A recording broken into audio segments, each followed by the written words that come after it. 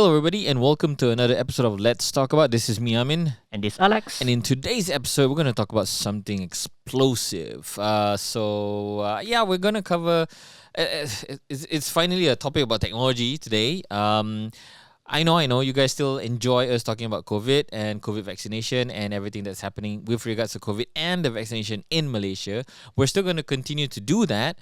But I think there's another hotter topic that's happening, that happened this week that Alex and I feel that we should talk about. But if you do have suggestions on topics that you want us to talk about with regards to COVID and the COVID-19 vaccination, please do let us know. Drop them in the comment section.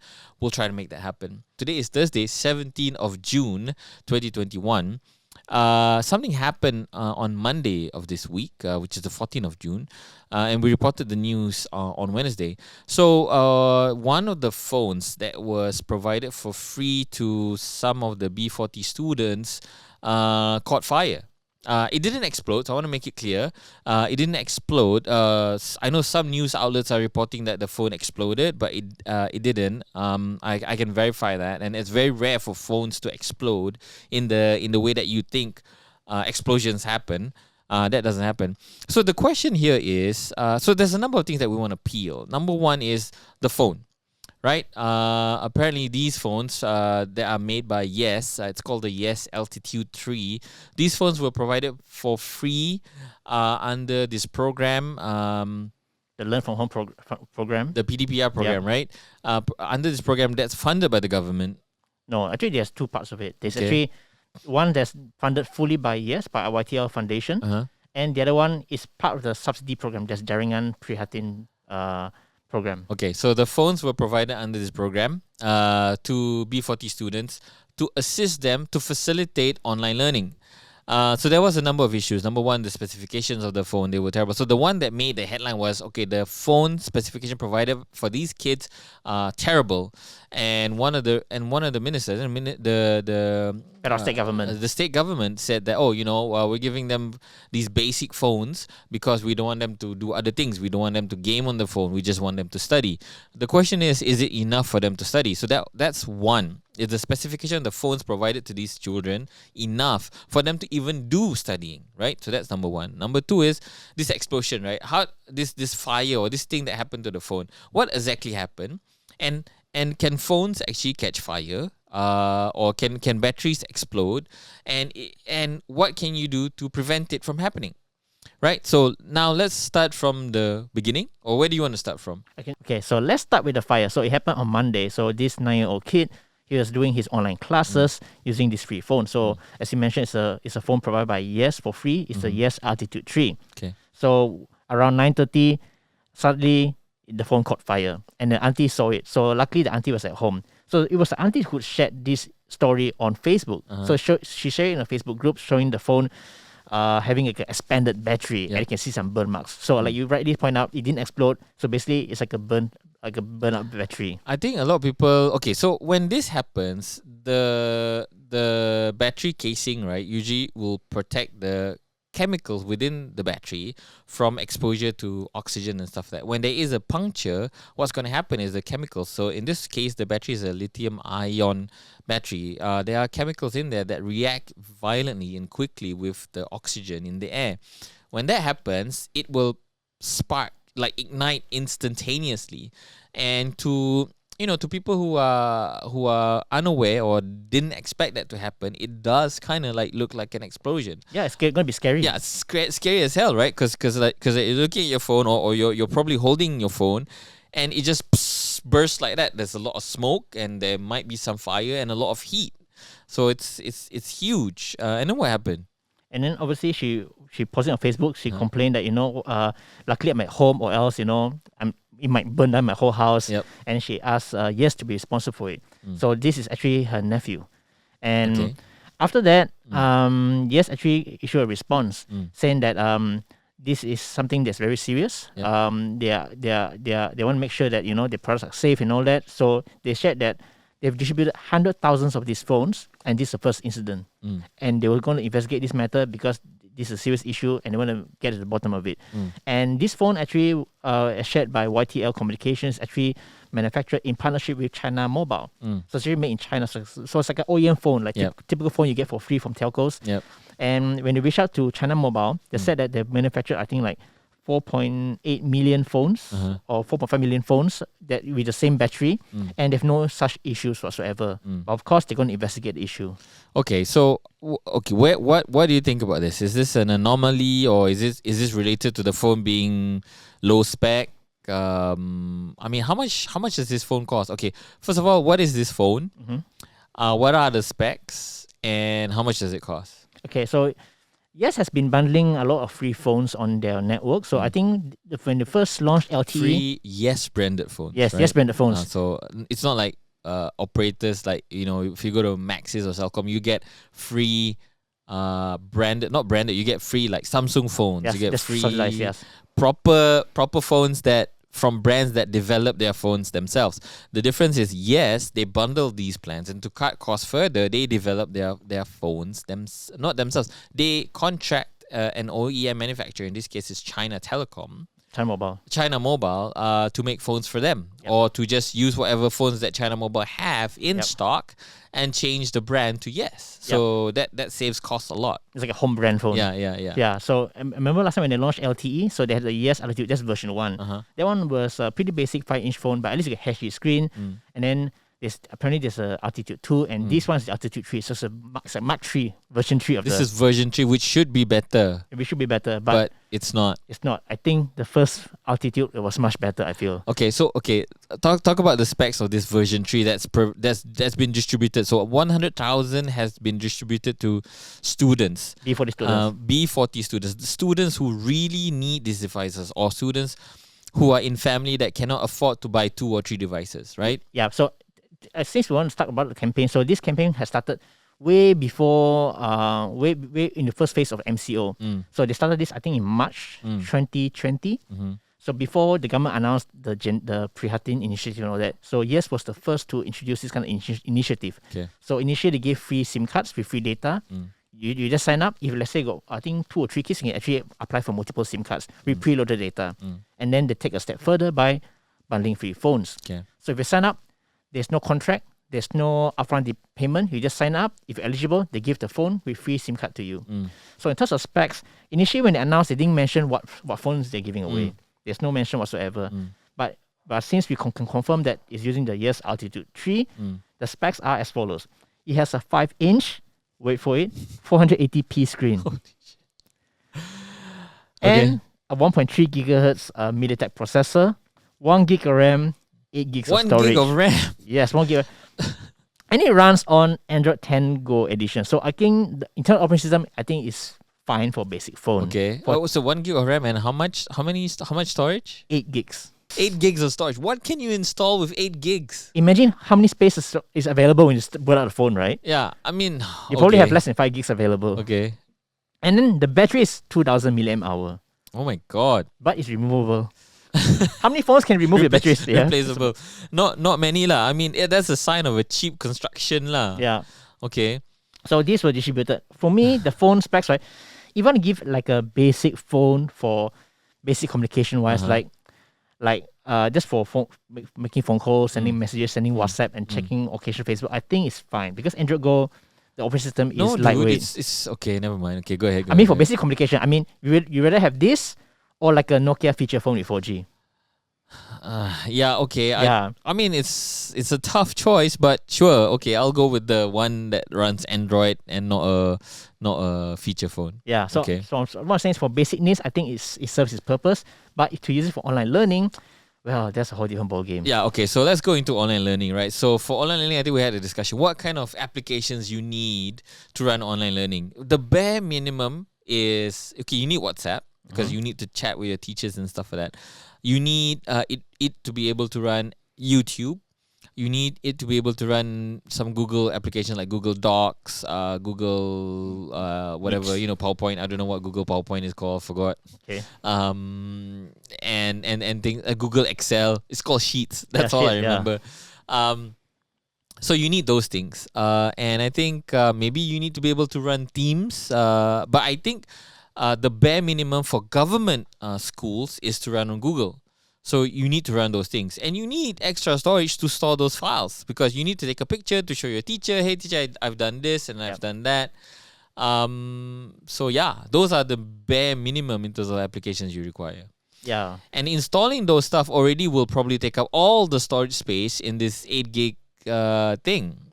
So I don't know. I mean, did the committee isn't there like a committee that says, okay, this is the bare minimum specification required to run? I don't know whether that's been done, because if there is, then it shouldn't even be a consideration to allow this to happen. Of course, a lot of people who are in the camp that says, okay, it's better to give something rather than nothing.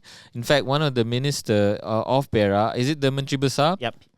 He said, "Oh, we already give you sardines to eat. Why don't ask for chicken?" And for me, the question is why not? And I don't even think the analogy is fair. It's not the same. If you want to give something, better give it with sincerity and not say, okay, the reason why we're giving kids with this low spec is, we don't want them to game or whatever. I mean, that's up to them lah. I'm not asking for everybody to get a Galaxy Fold to do learning or to get an iPhone 12 Pro Max. But you need at least the current basic minimum that runs for 2020. Okay. To Perak state government's defense, I think when he said the statement, he's not referring to students, but referring to the donation, to the contribution. Because initially people thought that the state government uses their funds to buy these phones to give the kids, and then they wasted state funds to buy like crappy phones. But as clarified by the Menteri Besar and also by Yes, actually these phones are not paid for by the state government. It's not using any government subsidy. It's fully funded by YTL Foundation. So I think what he's trying to say is that, if someone come and contribute this, I'm like, wow, okay, cool, you're giving me free phones to distribute. So in a way, it's not right for him to demand, hey, can you please contribute something better? I mean, it's so not right. So if somebody wants to give, right? Okay, I don't know. You guys should put it in the comment section, because we're kind of like, okay, differing opinion. If somebody wants to give something, yes, it is the Asian thing to say, yes, thank you very much, I appreciate it. But the problem is, if it's not something that you need or something that is going to solve your problem, are you still going to take it? As a student or as the state government? Which part? As a user. I guess, okay, if let's say you're in a B40 group, if you can't afford to pay for a single cent extra to top up, right? Something's better than nothing in that aspect. Let's say you're very desperate, if you don't have a choice, if let's say if you're a family who hardly make ends meet, and let's say you have no devices at all, then you have to take it. It's better than nothing. I guess. Yeah, I don't know. I mean, I don't have the perspective. It's easy for me to say, no, I don't want it. No, I don't. I can't use this crap because maybe I'm so pampered with the devices I have in my hand. But at the same time, is it right to I mean, then it becomes an excuse, for the government to say, just take whatever lah. At least something is better than nothing. It becomes an excuse. I guess for me, it's like the government should be like saying like, okay, thank you, yes, if you want to contribute, but this is the bare minimum that we have, because the government is representing the people. I mean, if the government is working, right, they're representing the people, and they should work for the best interest of the people. But then again, on the other hand, the government will say, yes, I am working for the best interest of the people, and whatever specs I have, something is better than nothing.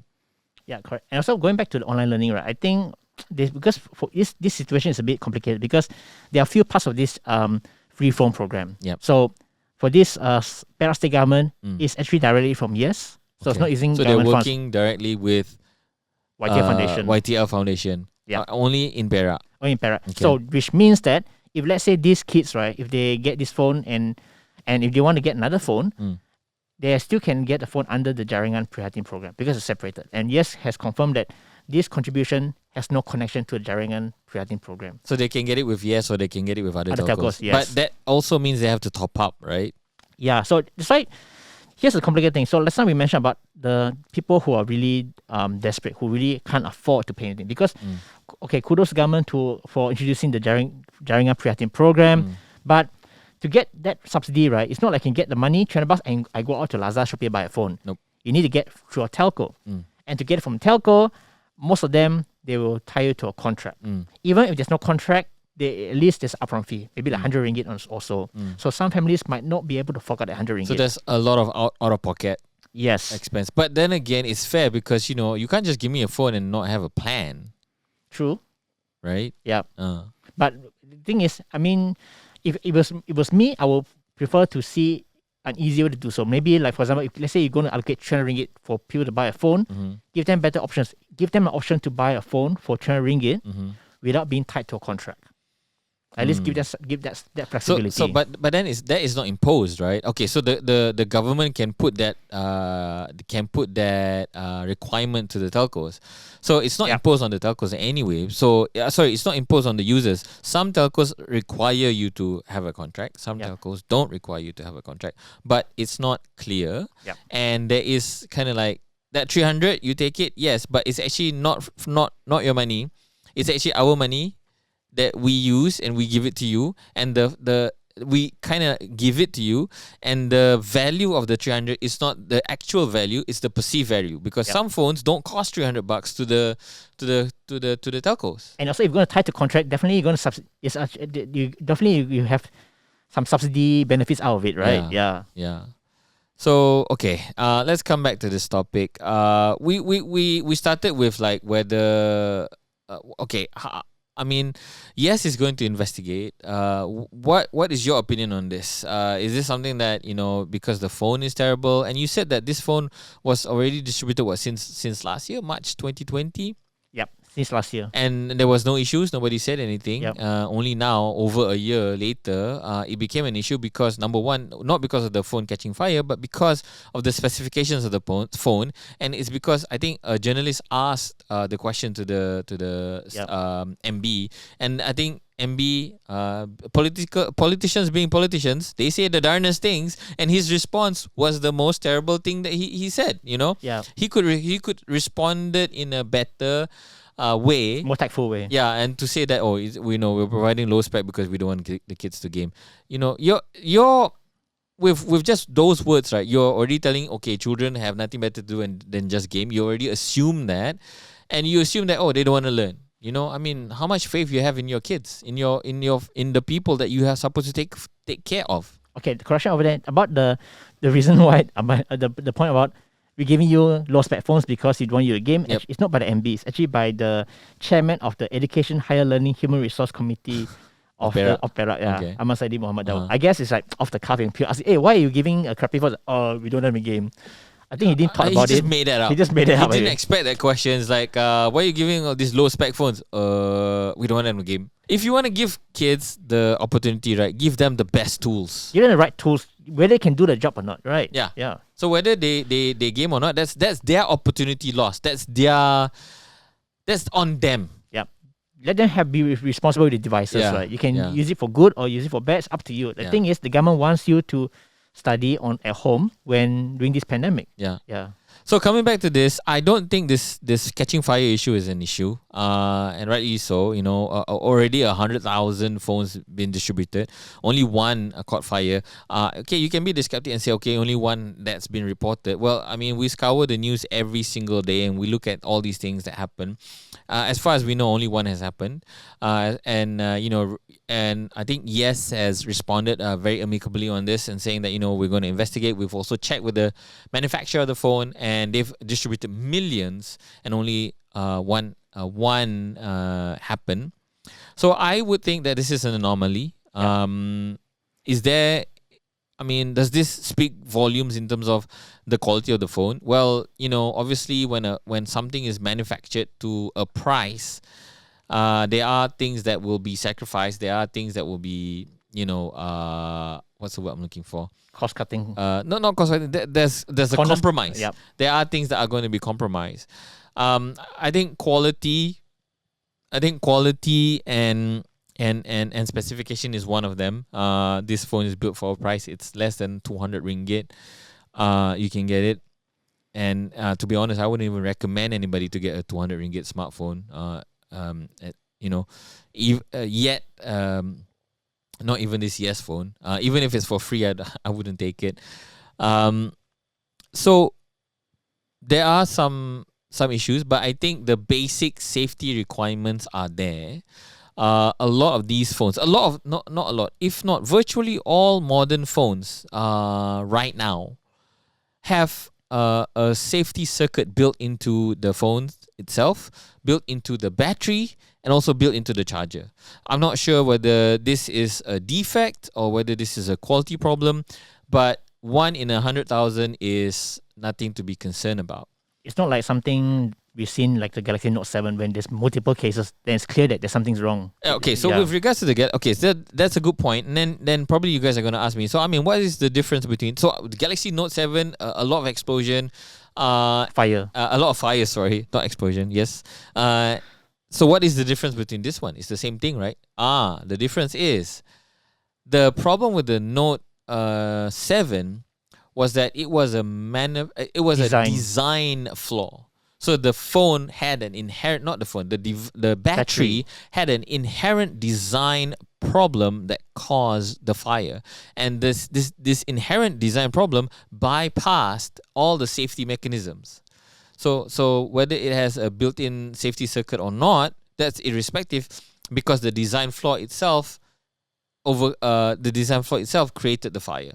Okay, so with the phones, I can say it doesn't have that design flaw, because with the Samsung Note 7 phone, the problem was the Samsung was trying to design the battery as thin as possible, and they made the layer that separated the cells within the battery as thin as possible, that where they didn't account for the normal process of the battery heating up and cooling down, expansion and contraction, that caused the battery cell to puncture and cause a crazy catastrophic reaction that caused fire.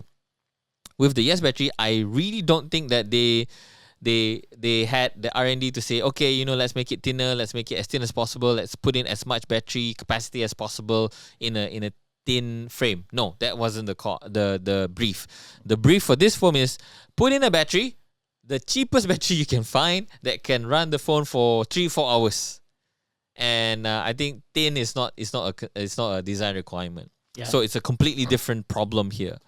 So I attribute this to design, not design defect. I attribute this to like a defect. Like just like a bad batch. That's yeah, only one phone. Yeah. Because like what China Mobile has told is that this battery has been in production since 2018. So it's like close to 4 years now, and this is the first time. So I think it's an isolated case. Yeah, it's an isolated case. Yes, that's the word. Now, how could it happen? So there was an issue saying, somebody said not to use the phone while it's charging. I think some people commented. Someone said that.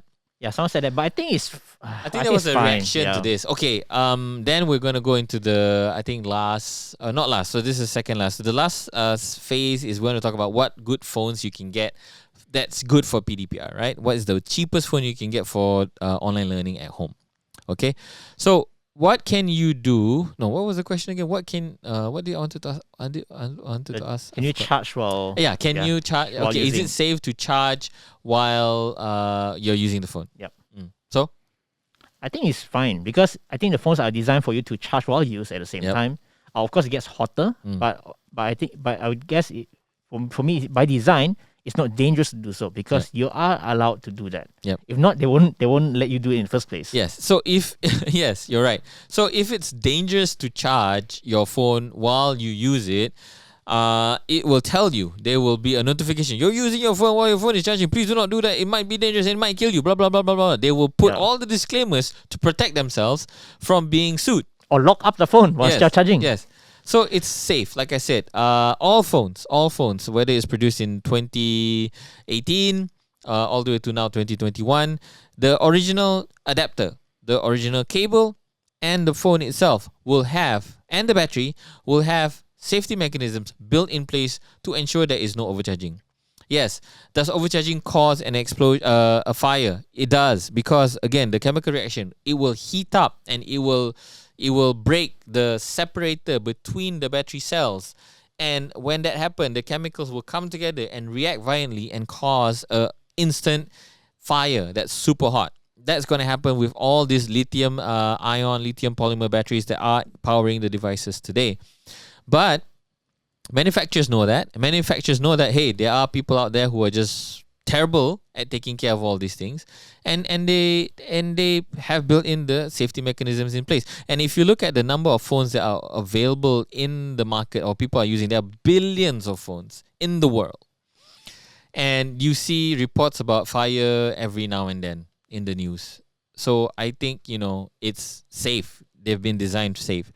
Are there good charging habits? Can I charge? How can I charge to save my battery? How can I charge to not save my battery, but charge to make sure that The my lifespan's battery better. lifespan is longer, and my phones don't get fire, don't catch fire? Anything you want to add to that before I say my piece? Also, Charging habits. Okay, good. charging habits. Also, another thing is, of course, batteries will not last forever. I think Yep. after 1 or 2 years, you can see significant battery degradation. Mm. And sometimes, if you see your phone's a bit bulging, it's a sign that maybe you need to change the battery, Yep. because it happens to any brands, even reputable brands. It can happen as well. Yeah, it happened to Apple. So Yeah. Apple had like a bulging battery problem on the iPhone 5, iPhone SE, if I'm not mistaken. They had a bulging battery problem with the Apple Watch. Apple Watch. Yep. So that is normal wear and tear. Battery, like you said, normal wear and tear. Charging habits. For me, I don't charge my phones overnight. Just because, if anything happens, I want to be awake and know what happened. I don't leave my phone charged and not look at it for a long time. So maybe half an hour, 1 hour, I go and see what's going on. I don't buy cheap cables. I don't buy cheap chargers. I buy cables and chargers from reputable brands. I don't buy from petrol kiosks. Or Convenience stores. or convenience store or pharmacy, because you don't know whether these cables and chargers are safe or not. It could hurt your phone. It could hurt the battery in your phone. It could hurt you. I try as much as possible to not charge in my car, because the voltage that's supplied in my car is not stable. Sometimes the load is high, sometimes the load is low, depending on your driving and everything. So I try as much as possible to avoid doing that. And yeah, that's pretty much it in terms of me. How do you charge? I'm actually quite the opposite. So for me, I prefer to have less cycles. Okay.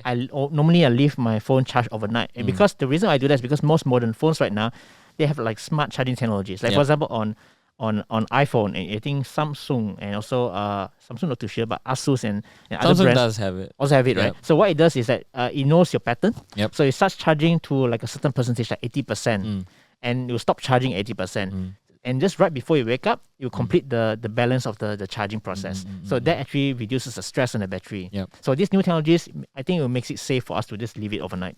Yeah, okay. So I just want to clarify here. It's not able to completely stop. So if you think as electricity as water, right? If you stop water from going, like, okay, if you turn off the plug, that the mains, then that's fine. But if the adapter is turned on and then the cable is plugged into the phone, there's going to be a pressure buildup. That pressure buildup is heat. So what phones usually do is they will charge to a certain threshold, and then they will stop charging, and then the phone will be used. The battery will be used up. So when it drops to a certain threshold, it's going to charge the phone again. And that happens. So yes, you're right. The smart charging, it works. But for me, the technology is there as a convenience, but good habits are good habits. It's like what we talk about in terms of like the COVID SOP and stuff like that, right? Good habits are good habits, and whatever thing that changes, if you apply the good habit, you should be safe. Okay. If you have any questions with regard to how to charge your phone, or you're doing it differently, and how you are saving your battery, put them in the comment section below. We'd love to hear from you guys.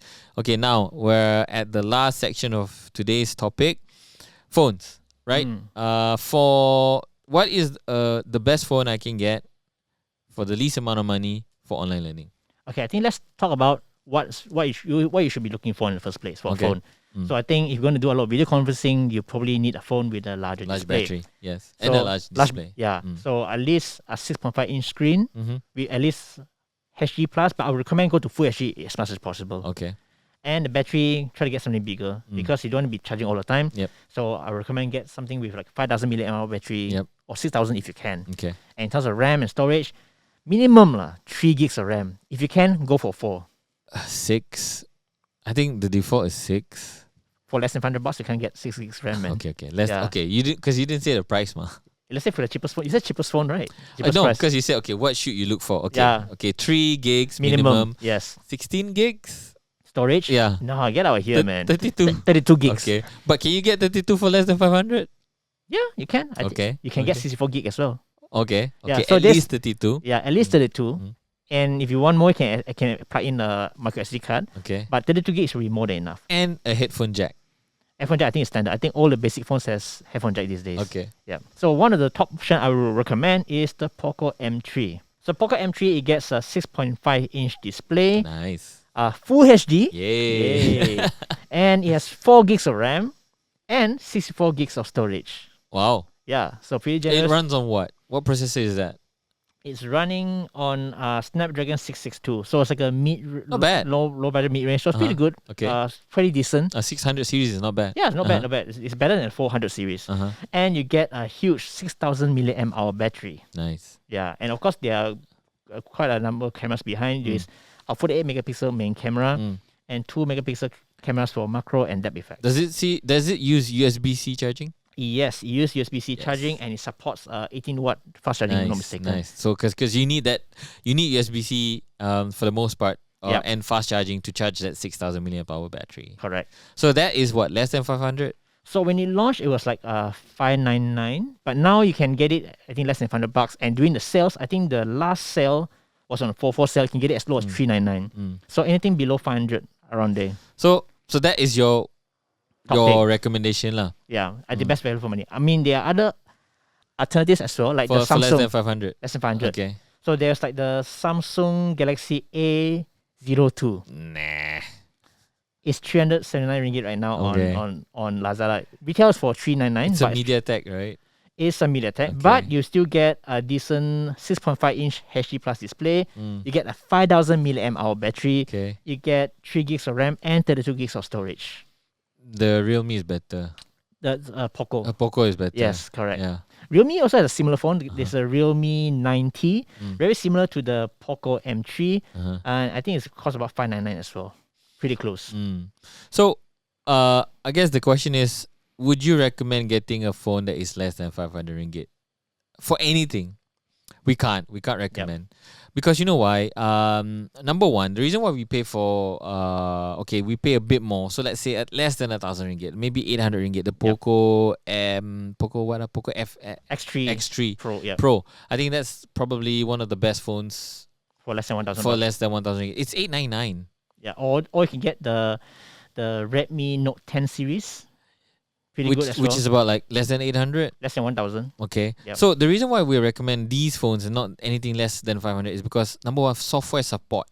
So a lot of these phones, a lot of the cheaper phones, the 500 ringgit and below phones, you can probably only use it for 1 year, and most 1.5 years. Don't even look at 2 years. Software support is one thing, and the phone will just start bogging down. It will just become unusable after 6, 8 months, 12 months. So don't bother because in the long run, you're going to spend more. And it's not much more. 500 ringgit, I think, is achievable to a lot of people. And I think, you should consider the options that Alex mentioned. Yep. Yeah, I guess that's pretty much it. Anything you want to add? Oh, or if you're let's say looking for a device just for studying, another option would be getting a basic tablet. I think you can get one for less than $800 these days, like a Samsung Galaxy Tab. I think Tab 8. Yeah. Or if you can fork a bit more, get an iPad. 1,003. Yeah, an iPad is for me. I mean, again, I know B40 people, they can't afford much. I empathize with that. Maybe it's not for them, but for you guys, our listeners and our viewers, if you're asking, hey, Amin, Alex, what would be like a good tablet for my kids to study on? A lot of people have been asking me, what's a good tablet? Should I get an Android tablet? And a lot of people say, Android tablet is the first option because it's the cheapest tablet you can get in the market. Again, the problem is when you start using it, you will realize there's a lot of problem. Number one, Android does not have a dedicated dedicated operating system for tablets. So you're running basically mobile applications just on a bigger screen, and it doesn't work that way. Of course, things like Teams, Google, YouTube, and all that will work on a bigger tablet. It's just not as nice. So I would usually tell people, put in a bit more money and get a basic iPad, not the iPad Mini, but like a basic iPad. And you can get it for like 1,000, what? 1,200, 1,300. 1,000, yeah. Around there. And you'll be supported. So the problem with Android is the software for tablets, especially, you don't know how long the manufacturer is going to support that. For Apple, if you buy an iPad, you're set for at least 5 years. Yep. Like the software supports like iPad OS. I think it support like iPad Air 2, something like that. Yeah. I mean, you can really update to the latest version quite easily. Yeah. They really support the old devices. So if you get an iPad, let's say even for basic stuff like watching videos, right, it works just fine. Yes. And I can't say the same for Android devices. You cannot, yes, and I agree. So yeah, an iPad is a good investment for learning as well. Okay, it's that time of the show again where we respond to your comments and read your comments if there are any. So okay, we're gonna read the comments from our last, not directly last. Okay, this is from let's talk about episode 66, where we talk about is Malaysia's COVID-19 situation improving. So I'm going to read a comment from Kashmir Hazel, and she said, would you be able to cover a topic to elaborate on herd immunity? We keep hearing this, but does vaccine reduce transmission rate, and by how much? If vaccinated peeps are still capable of getting infected through assuming symptoms are less severe and spreading the virus, how does this create a protective barrier to protect others? How long does the vaccine last, and will there be plans for a booster jab? If yes, do you think Malaysia can work up till the vaccination rate whereby the first batch of fully vaccinated people will not lose their immunity before the rest of the population gets their second dose vaccination? Finally, are there plans to find ways to help those who cannot be vaccinated? Perhaps a new drug or a new invention to save these people? Okay, what do you think, Alex? Okay, that's a very good question. To achieve herd immunity, we need to vaccinate at least 70 to 80% population. And how this works is that those people who vaccinate will act like a barrier to protect those who can't get vaccinated. And also it reduces the chance of transmission. Because normally if you got COVID, if you're not vaccinated, the chance of you spreading is much higher. So imagine in a situation if nobody gets vaccinated. If one person gets it, he can spread to 5%. And that 5% can spread to another 5%. And that's how it goes. But if there's vaccination, let's say one person get it, maybe only 3 or 2 will get it. So that will reduce the number of people being infected. Okay. Yes, it's true that even though you get vaccinated, there's still a risk of getting infected by COVID. But the chances is much lower than not at all. So that's why it's very important for everyone to get vaccinated. And I know there's some misconception saying that, there's this thing called herd immunity. I don't need to get vaccinated because other people will protect me. But that's not how it works. Herd immunity is supposed for us who can take the vaccine to protect those who can't take it. Yep. Because there are those who are immunocompromised, people who have severe allergies, so they can't take the vaccine because it will endanger them. Yep. So it is up to us to protect these people. So that's how herd immunity works. And the next question is, how long does the vaccine last? At the moment, this is still an ongoing study. We don't know how long it lasts. There are people saying that maybe it lasts a year and maybe we might need a booster jab. So that's what was suggested by Pfizer's CEO. But this still study is ongoing. Still don't know whether we need a second dose or not. Yeah. But a booster dose. Yeah. But there are talks saying that it might be possible for us to get a different type of vaccine which will boost our immunity. It's like a cocktail jab. So let's say you take Pfizer vaccine, maybe the second or third dose you can get like a AstraZeneca or something else, and that will increase the coverage. So that's still an ongoing study. We still don't know yet. So we need to wait for the Ministry of Health and the health regulators to make a decision on that. Yep. Okay, there's another concern about vaccination rate. There's a urgent need for us to vaccinate as fast as possible because the longer we delay, the longer we wait, right? There's a higher chance of mutation. And when there's mutation, there's a risk that the current vaccine doesn't work. Yeah. So that's why it's important for not just for us to vaccinate, but for the whole world to vaccinate. Because if everyone's not safe, we're not safe. Yep. And that's also crucial why richer countries should distribute some of their surplus vaccines to other poorer countries who don't have access to vaccines. Okay, and then finally, are there plans to find ways? So I guess people are still looking at finding ways to to deliver medicine to people who are immunocompromised, who have severe allergies. But like Alex mentioned, the best way right now that we can help them is to make sure that we're protected so that they are not compromised. But I guess then the question is, if we can we still be carriers? Because like we mentioned, right, there's no 100% efficacy. So there's a risk of us being infected, but it's much lower. Yeah. Oh, okay. Yeah. All right.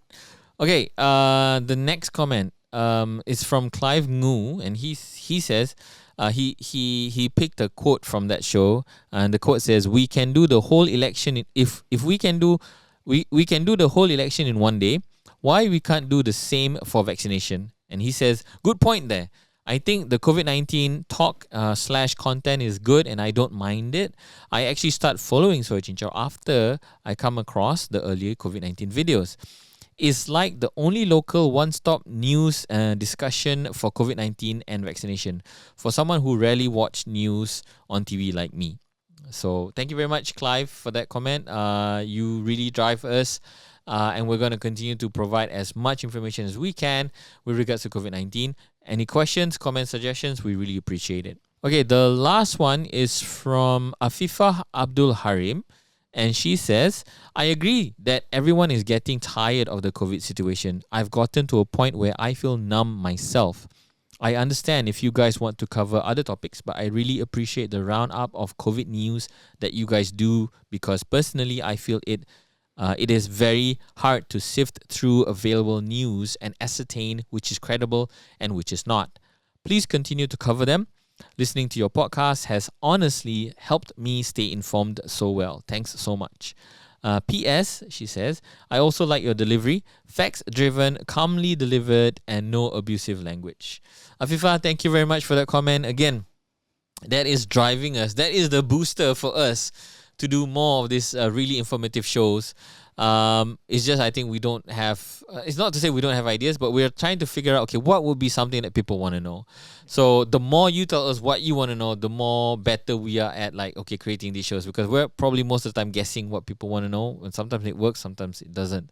Like this COVID show, right? So we didn't know people wanted to know so much about COVID. We didn't know there was like an information vacuum when it comes to COVID, and we're so happy that we're able to do that for you guys. We're so happy, so grateful. So thank you very much, guys, for being there, for supporting us, and for all these nice words, interesting questions and comments, and for all these kind words. Thank you very much. We really appreciate it. So that's it, guys. So that reminds me, I have to tell everybody, we are also available on podcasts. So if you want to listen to us on any of your favorite podcast platforms, we're available there. Just search for Soy Chichao Let's Talk About, and we're there. If you're listening to us on podcast, please do give us a 5-star rating. That helps the algorithm gods tell more people that we have podcasts, and hopefully we get more listeners over there as well. If you're watching us on YouTube, thanks very much for watching. Please do give us a thumbs up if you like the video. Subscribe to our channel if you haven't already. And comments, suggestions, your own opinions, put them in the comment section below. We read almost every single one of them, and we love them, and we build on them, and you guys give us ideas. So please do that, because we appreciate it very much. Okay, that's pretty much it. This is Amin. And this is Alex. Thanks very much for watching, guys. Catch you guys later. Bye.